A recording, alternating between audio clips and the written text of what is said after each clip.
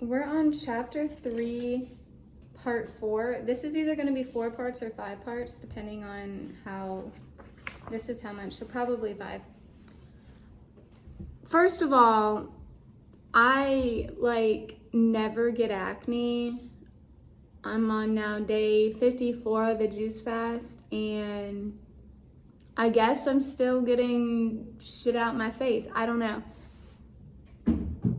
It looks crazy. It hurts.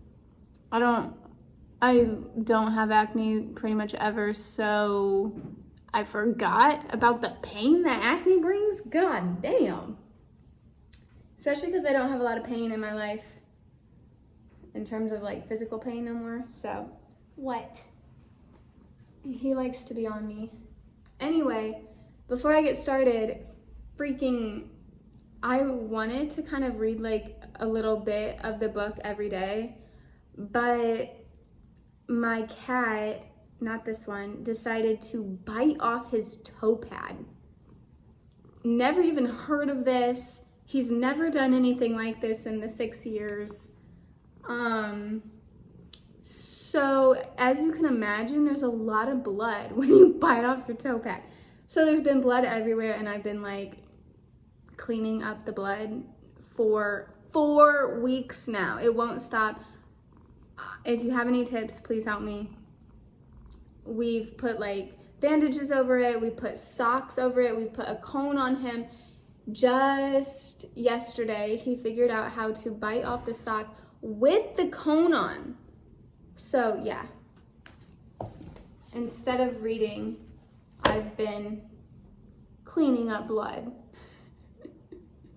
Okay, let's get started. I'll say in the comments, I start actually reading at 2:05. Trace minerals, your brain's peacemaker. Let's remember that there are some beneficial metals in our brains. Trace minerals. Trace minerals are there for countless undiscovered reasons. Trace minerals are there to transform information, to keep our brains from shrinking, to feed our brain's immune system, keeping them strong. Trace minerals are also there to do much more. How we survive. The brain's electrical field cannot exist without water, electrolytes, and trace minerals in the bloodstream. If the water weren't there, or the trace minerals and electrolytes weren't there, the brain's electrical field would diminish and eventually run dry, burning out neurotransmitters, other brain-related hormones, and stored up trace minerals and electrolyte reserves inside brain tissue. That is, the well would run dry, brain strength would weaken, and the story of most people's lives, let's not get on the table. Electricity is not alive on its own. It needs a biological mate, which in this case means trace minerals and electrolytes, metals. We know we can't travel without some source of metals, be it with a bicycle, motorcycle, car, bus, train, or plane. Well, electricity can't travel through the brain properly without the proper metal, trace mineral, and electrolytes. Or think of lightning and lightning rods. A mystery of the universe is within that lightning bolt and how the metal of a lightning rod attracts it. Lightning in the sky can only exist in the first place from the trace minerals in the atmosphere's clouds, water, vapor, or precipitation. The same relationship exists inside us, and how the electricity in our brains seek out trace minerals and electrolytes, and the water inside our body travels to our brain to help transfer that electricity. By the way, if toxic heavy metal particles are polluting the atmosphere, they change storm patterns and make lightning's electricity more aggressive, just as toxic heavy metals polluting our brain create storms in our brain. So it's basically saying that natural disasters aren't so natural after all. Just saying. At least not in the extreme that we receive them these days. One major function of trace minerals is to balance electricity running through the brain. Electricity is attracted to trace minerals, and that's part of how trace minerals stop electricity from going rogue and getting out of control. Your brain's supernatural electromagnetic force draws trace minerals to their appropriate station in specific areas of need in the brain. Trace minerals prevent extreme heating from electrical currents, meaning that they regulate currents so they run cooler when needed, because trace minerals in their natural state, unlike industrial metals, regulate temperature when electricity from the brain hits them. Trace minerals are like equalizers that used to be on stereo sets, where you'd raise or lower the control according to what you wanted. Trace minerals' role in the brain is similar to the liver's role of peacemaking in the human body. In the brain specifically, trace minerals play peacemaking. They're tranquility keepers there. Electricity in the brain searches for trace minerals. Without them, the electrical grid struggles. To live, eat, breathe, survive, we have to get trace minerals and electrolytes from somewhere, even if they're in the poorest form or we cease to exist. The problem is we often do get the poorest forms, the forms of these trace minerals and electrolytes that keep us only existing, from sources such as GMO, bioengineered foods, treated town or city water, over-harvested agricultural fields, both organic and conventional, that are not replenished, and farmed animals and farmed fish that are not fed nutrient-dense food. We're getting minimal exposure to quality trace minerals and electrolytes, and maximum exposure to toxic heavy metals. Worst enemies. Trace minerals in our brain connect to our very soul. They hold information within them that connects us to the moon, the stars, the atmosphere, the ether, the heavens. It goes beyond textbook science. It's beyond numbers, beyond right or wrong or good or bad. Trace minerals have both a physical presence and purpose, and a mental and a metaphysical presence and purpose. His whiskers are itching me. And along with macro minerals, trace minerals were meant to be their only metals inside our brain. If trace minerals had brains of their own, they would never think they'd be taking up residence in our brain besides the evil version of themselves, toxic heavy metals, which are industrialized metals. Why are you laughing? When a metal has been industrialized, any benefit as a trace mineral is completely destroyed. For instance, industrialized copper. Oh my God, Jax. All his hair. I might have to put you down. Woo! Okay. How about you sit over here, baby? Okay. Goodness, you're making me itch and shit. Okay. Where was I? All over me. When a metal has been industrialized, any benefit as a trace mineral is completely destroyed. For instance, industrialized copper. We get confused with copper. We hear, no, copper's good. We need lots of copper. What really happens is that when copper is industrialized, that is when it's turned into a copper pot or copper pipe, it's now deformed. Any opportunity for it to be a beneficial trace mineral is now destroyed. The residue of that copper pot or copper pipe or copper water bottle or copper kitchen tool or copper jewelry is not beneficial. It cannot be used as an active bioavailable trace mineral inside the body anymore. Instead, it's a destructive, dangerous metal because it's been industrialized or denatured.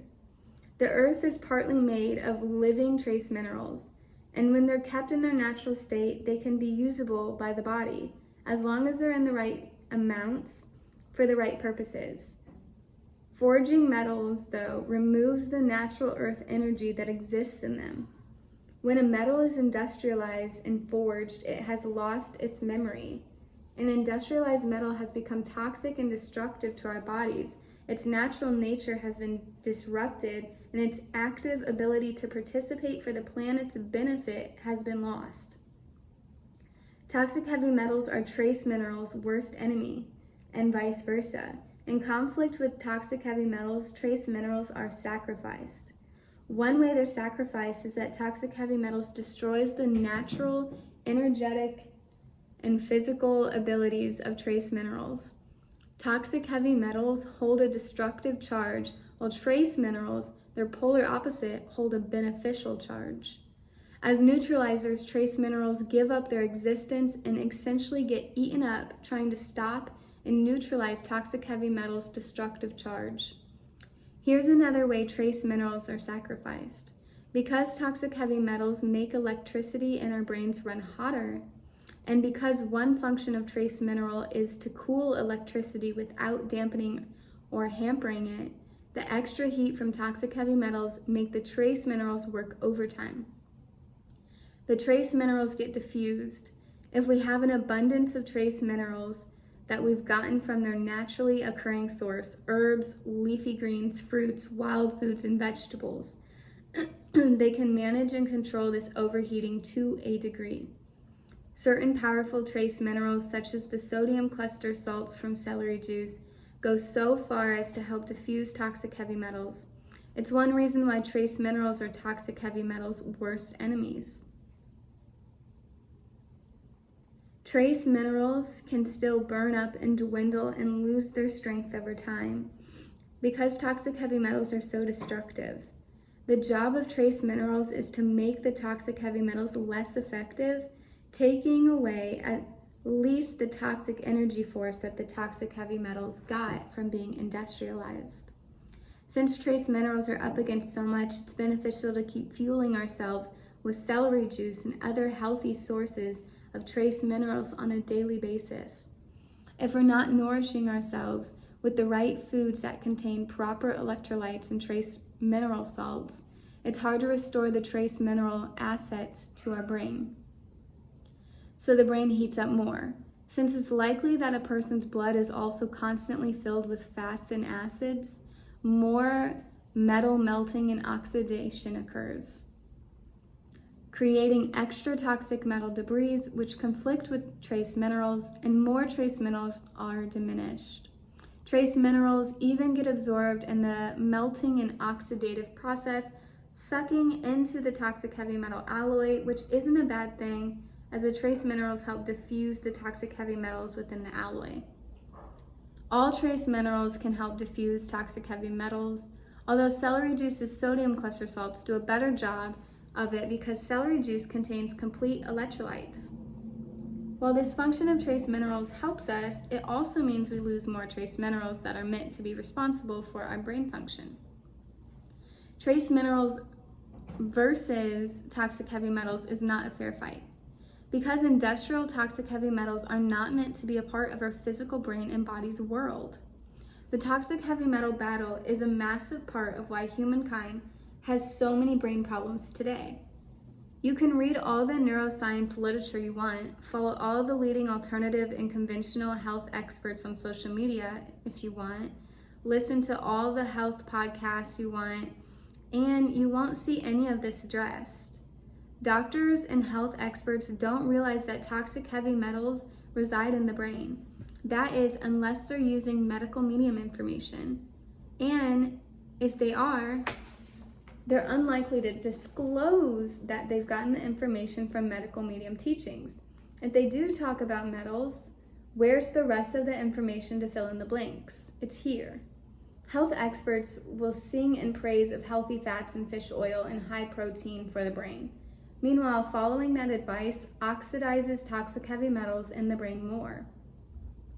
That means that however advanced the source sounds, it's providing you with the opposite of healing guidance, such as what food and supplements really support our brain and neuron health.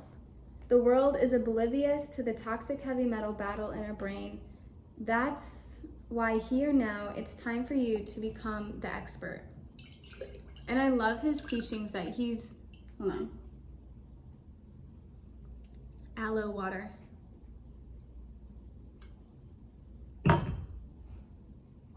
I love his teaching that he teaches us to be the expert, because what we believe to be experts, they're not. They just went through schooling, and much like most of us, a lot of us did go through college and we're not an expert at it. Like psychology, oh yeah, I have a psychology degree, but they don't really, not to get opinionated, but it's, yeah, I'm just gonna say there.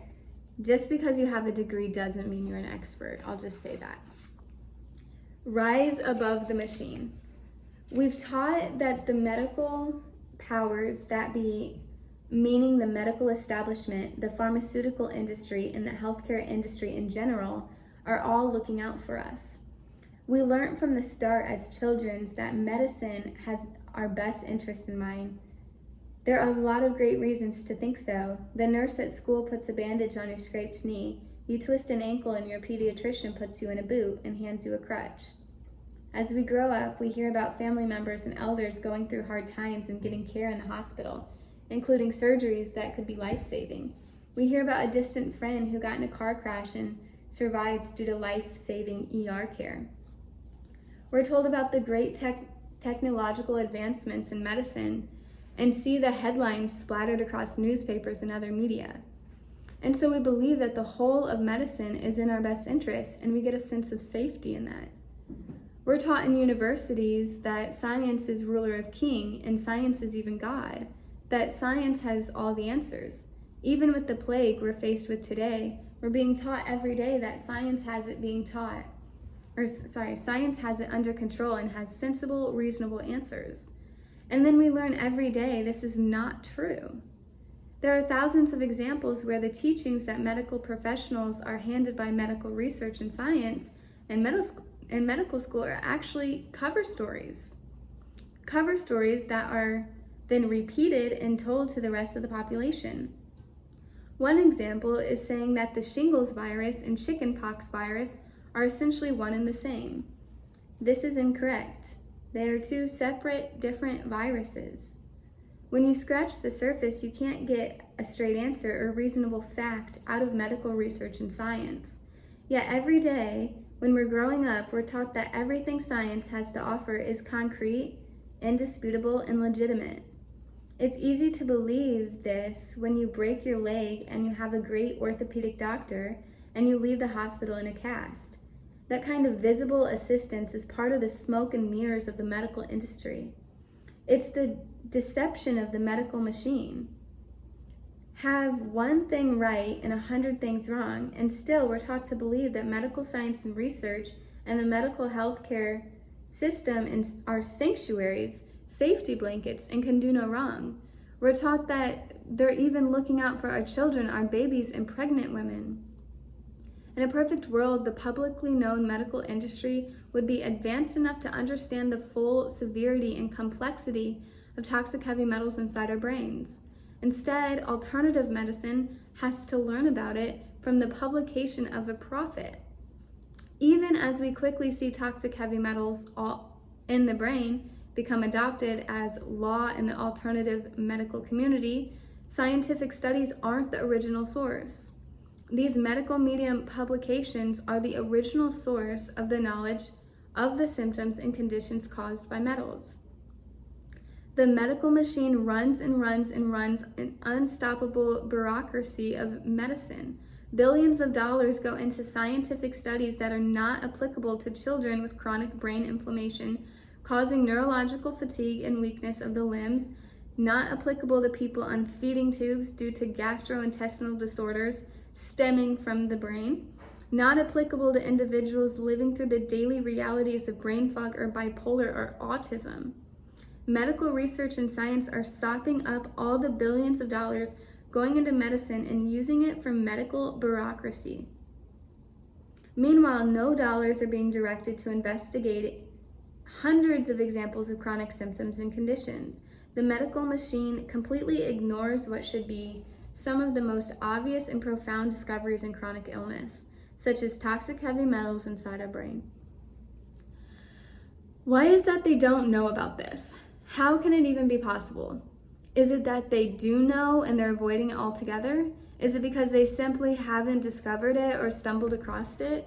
Is it due to a lack of funding, direction, or purpose in the industry? You make your judgment call. Here's my call. The classified medical industry does know, to a certain extent, that metals can reside in the brain and cause problems, and they're avoiding it. The publicly known medical industry is unaware, aside from the individual health professionals who are starting to have their suspicions now due to 35 years of medical medium teaching, about the buildup of trace amounts of various toxic heavy metals inside the brain and organs, causing dozens of chronic symptoms and conditions. Bits and pieces about toxic heavy metals are starting to enter the conversation, yet the whole story isn't there. The hows, whys, whats, and wheres are missing.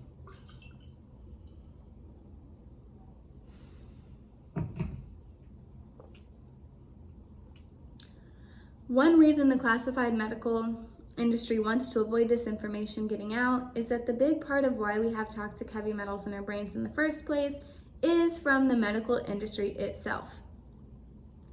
It's been one of the major sources of mercury, aluminum, and toxic copper inside of us. So of course the topic is going to be avoided. It may very well continue to be avoided many, many years after this book has been in people's hands to read.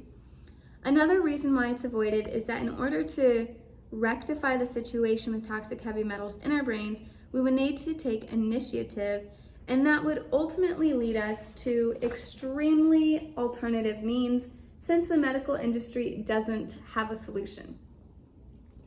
Even if the medical machine decided to put toxic heavy metals at the top of its list so billions of people would have a chance to heal, it would be stuck because there is no pharmaceutical treatment that would remove the subtle yet life-damaging levels of toxic heavy metals inside our brain. No pill to fix it. Pharmaceutical industry doesn't know anything outside of the pills. Pharmaceutical and medical treatments actually contain toxic heavy metals. This conundrum would force the machine to go natural because it's only a completely natural approach that's effective here.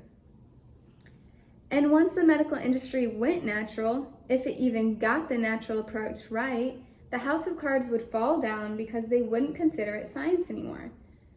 You can put all the science you want into alternative therapies, and while it may be respected among certain natural authorities, it will still seem like 100% quackery to the conventional modern.